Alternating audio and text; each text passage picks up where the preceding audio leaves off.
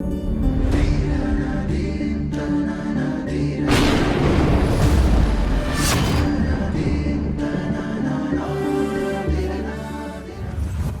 ಗುರುಭ್ಯೋ ನಮಃ. ಹರಿ ಓಂ.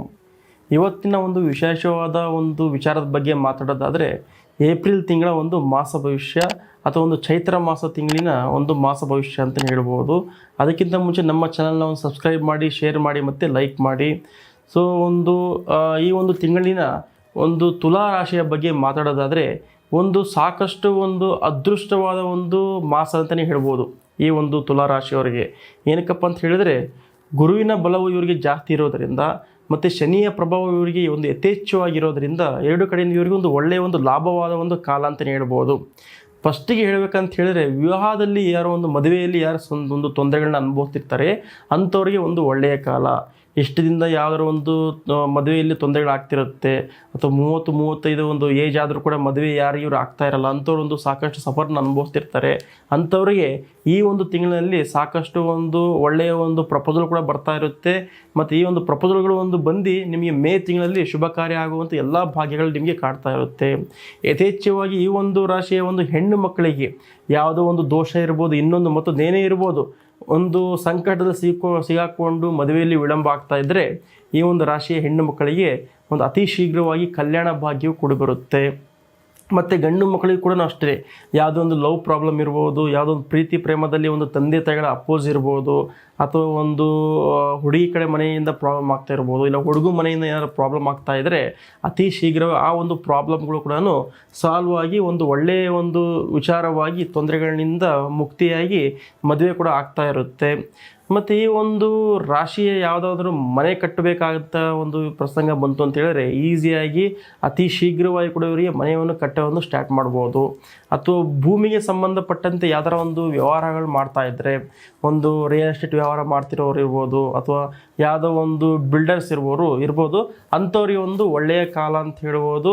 ಆರ್ಥಿಕವಾಗಿ ಸಾಕಷ್ಟು ಒಂದು ಲಾಭವನ್ನು ಕಾಣ್ತಿರ್ತೀರ. ಯಾವುದೋ ಒಂದು ನೀವು ಇಷ್ಟು ದಿನ ಒಂದು ಸೈಟ್ಗಳು ನಿಮಗೆ ಎಷ್ಟೋ ವರ್ಷಗಳಿಂದ ತೊಗೊಂಡ್ಬಿಟ್ಟಿರ್ತೀರ, ಅದು ನಿಮಗೆ ಒಂದು ಒಳ್ಳೆಯ ಲಾಭಕ್ಕೆ ಹೋಗ್ತಾ ಇರಲ್ಲ. ಅಂಥ ಸೈಟ್ಗಳಿರ್ಬೋದು ನಿಮಗೆ ಬೇಗನೆ ನಿಮಗೆ ಒಂದು ಒಳ್ಳೆಯ ಲಾಭಕ್ಕೆ ಹೋಗ್ತಾ ಇರುತ್ತೆ. ಅದು ಯಾವುದೋ ಒಂದು ಮನೇನ ಕಟ್ಟಿರ್ತೀರ, ಅದು ನಿಮಗೆ ಒಳ್ಳೆಯ ಲಾಭಕ್ಕೆ ಹೋಗ್ತಾ ಇರಲ್ಲ. ಅಂಥ ಒಂದು ಬಿಲ್ಡರ್ಸ್ಗಳಿಗೆ ಈ ಒಂದು ತಿಂಗಳು ಏನಾಗಿರುತ್ತೋ ಈ ಒಂದು ರಾಶಿಯ ಬಿಲ್ಡರ್ಸ್ಗಳಿಗೆ ಒಂದು ಒಳ್ಳೆಯ ಕಾಲ ಅಂತಲೇ ಹೇಳ್ಬೋದು. ಮತ್ತು ಒಂದು ಲಾಗೆ ಸಂಬಂಧಪಟ್ಟಂತೆ, ಅಂದರೆ ಕಾನೂನಿಗೆ ಸಂಬಂಧಪಟ್ಟಂತೆ ಯಾರು ಒಂದು ವಿಚಾರಗಳು ಮಾಡ್ತಾ ಇರ್ತಾರೋ, ಫಾರ್ ಎಕ್ಸಾಂಪಲ್ ಲಾಯರ್ ಅಂತ ಹೇಳ್ಬೋದು, ಅಂಥವರಿಗೆ ಒಂದು ಉನ್ನತವಾದ ಸ್ಥಾನಮಾನಗಳು ಈ ಒಂದು ತಿಂಗಳಲ್ಲಿ ನಿಮಗೆ ಕಾಡ್ತಾ ಇರುತ್ತೆ. ಮತ್ತು ಅಧಿಕಾರದಲ್ಲೂ ಕೂಡ ಒಂದು ಅಭಿವೃದ್ಧಿ ಕಾಣ್ತಾ ಇರುತ್ತೆ. ನಿಮ್ಮ ಮೇಲಿರೋ ವ್ಯಕ್ತಿಗಳಿಂದ ನಿಮಗೆ ಒಂದು ಒಳ್ಳೆಯ ಸ್ಥಾನ ಮತ್ತು ಗುರುತಿಸ್ಕೊಳ್ಳೋ ಒಂದು ಮೂಮೆಂಟ್ಗಳು ನಿಮ್ಮ ಜೀವನದಲ್ಲಿ ಒಂದು ತಿಂಗಳು ನಿಮಗೆ ಬರ್ತಾ ಇರುತ್ತೆ. ಟೋಟಲಾಗಿ ಹೇಳಬೇಕಂದ್ರೆ ತುಲಾ ರಾಶಿಯವರು ಈ ಒಂದು ತಿಂಗಳು ಗುರುವಿನ ಬಲ ಇರೋದರಿಂದ ತುಂಬ ಒಂದು ಸಾಕಷ್ಟು ಲಾಭವನ್ನು ಅನುಭವಿಸ್ತಿರ್ತೀರ. ಮತ್ತು ರೈತ ವರ್ಗದ ಒಂದು ವ್ಯಕ್ತಿಗಳು ಯಾರಿರ್ತಾರೋ, ಮತ್ತು ರೈತರಿಗೆ ಸಂಬಂಧಪಟ್ಟಂತೆ ಯಾರೋ ಒಂದು ವ್ಯವಹಾರ ಮಾಡ್ತಿರ್ತಾರೋ, ಭೂಮಿ ಹೇಳ್ಬೇಕಂತ ಹೇಳಿದ್ರೆ ಅದು ಕೂಡ ಒಂದು ರೈತರಿಗೆ ಸಂಬಂಧಪಟ್ಟಂಥ ಒಂದು ವಿಚಾರ ಆಗಿರುತ್ತೆ. ಒಂದು ಉತ್ತಮವಾದ ಫಲಗಳು ಈ ಒಂದು ತಿಂಗಳಲ್ಲಿ ಕಾಡ್ತಾ ಇರುತ್ತೆ.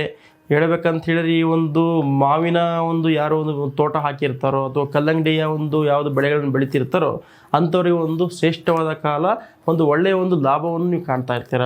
ಅಥವಾ ಇಷ್ಟು ದಿನ ಯಾವುದೇ ಒಂದು ನಿಮ್ಮ ಒಂದು ಖರೀದಿ ಮಾಡೋದಕ್ಕೆ ಒಂದು ಒಳ್ಳೆಯ ಒಂದು ರೇಟ್ ಬಂದಿರಲ್ಲ ಅಂಥವ್ರು ಈ ಒಂದು ತಿಂಗಳ ಕಾಲದಲ್ಲಿ ಅಲ್ಲಿ ಲಾಭವನ್ನು ಕಾಣಿಕೊಂಡು ಚೆನ್ನಾಗಿ ಒಂದು ಜೀವನ ಮಾಡುವಂಥ ಕಾಲ ಅಂತ ಹೇಳ್ಬೋದು. ಮತ್ತು ಈ ಒಂದು ರಾಶಿಯ ಮಕ್ಕಳಿಂದ ಒಂದು ಸಂತಸದ ಭಾಗ್ಯಗಳು, ಒಂದು ಸಾಕಷ್ಟು ಒಂದು ಒಳ್ಳೆಯ ಗುಡ್ ರಿಸಲ್ಟ್ಸ್ ಅನ್ನೋವನ್ನು ಈ ಒಂದು ತಂದೆ ತಾಯಿಗಳಿಗೆ ಒಂದು ಬರ್ತಾ ಇರುತ್ತೆ. ಮತ್ತು ಪತ್ನಿಯಿಂದನೂ ಕೂಡ ಒಂದು ಶುಭ ವಾರ್ತೆಗಳು ಕಾಣ್ತಾ ಇರುತ್ತೆ. ಮತ್ತು ಬಂಧು ಮಿತ್ರರಲ್ಲೂ ಕೂಡ ಒಂದು ಸಂತಸದ ವಾತಾವರಣಗಳು ಈ ಒಂದು ರಾಶಿಯವರಿಗೆ ಕಾಡ್ತಾ ಇರುತ್ತೆ. ಸೊ ಟೋಟಲಾಗಿ ಹೇಳಬೇಕಂತ ಹೇಳಿದ್ರೆ ಒಂದು ಒಳ್ಳೆಯ ಒಂದು ಮಾಸ ಅಂತ ಹೇಳ್ಬೋದು. ಬಟ್ ಆದರೂ ಕೂಡ ಸ್ವಲ್ಪ ಎಚ್ಚರವಾಗಿರಬೇಕಾಗುತ್ತೆ. ಎಲ್ಲಿ ಎಚ್ಚರವಾಗಿರಬೇಕಂತ ಹೇಳಿದ್ರೆ ಮಿತ ವ್ಯಯ ಮಾಡಬೇಕಾಗುತ್ತೆ. ಅಂದರೆ ಸಾಕಷ್ಟು ದುಡ್ಡು ಬರ್ತಾ ಇದೆ ಅಂದ್ಬಿಟ್ಟು ಅಷ್ಟೇ ನೀವು ಖರ್ಚು ಮಾಡ್ಕೊಂಡು ಹೋದರೆ ಎಷ್ಟು ದುಡಿದು ಕೂಡ ಅಲ್ಲಿ ವೇಸ್ಟ್ ಆಗುವಂಥ ಕಾಲ ಅಂತ ಹೇಳ್ಬೋದು. ವಿದ್ಯಾರ್ಥಿಗಳು ಕೂಡ ಅಷ್ಟೇ, ಎಷ್ಟು ಒಂದು ಒಳ್ಳೆಯ ಕಾಲ ಇದ್ದರೂ ಕೂಡ ಸಜ್ಜನರ ಸಹವಾಸ ಮಾಡಬೇಕಾಗುತ್ತೆ. ಆಯಿತಾ, ಇದರಿಂದ ಸ್ವಲ್ಪ ಹುಷಾರಾಗಿರಬೇಕಾಗುತ್ತೆ. ಇಲ್ಲಂದರೆ ಕೆಲವೊಂದು ಆಪಾದನೆಗಳು ಮತ್ತು ಅಪವಾದಗಳು ನೀವು ಮಾಡಿಲ್ಲ ಅಂದರೂ ಕೂಡ ನಿಮ್ಮ ಮೇಲೆ ಒಂದು ಆಪಾದನೆಗಳು ಬರುವಂಥ ಕಾಲ ಅಂತಿರುತ್ತೆ. ಆ ಒಂದು ಕಾರಣದಿಂದ ಸಜ್ಜನರ ಸಹವಾಸ ಮಾಡಿ.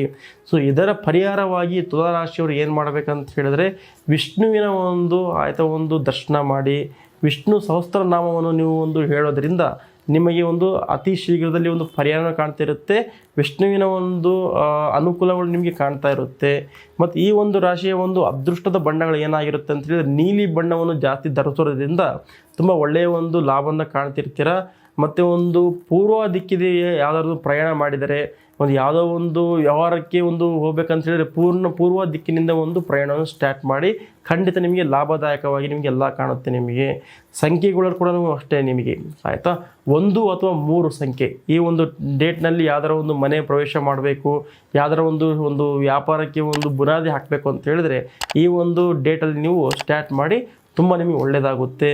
ಇದು ಒಂದು ತುಲಾ ರಾಶಿಯ ಒಂದು ಮಾಸ ಭವಿಷ್ಯ ಆಗಿತ್ತು. ಹರಿ ಓಂ.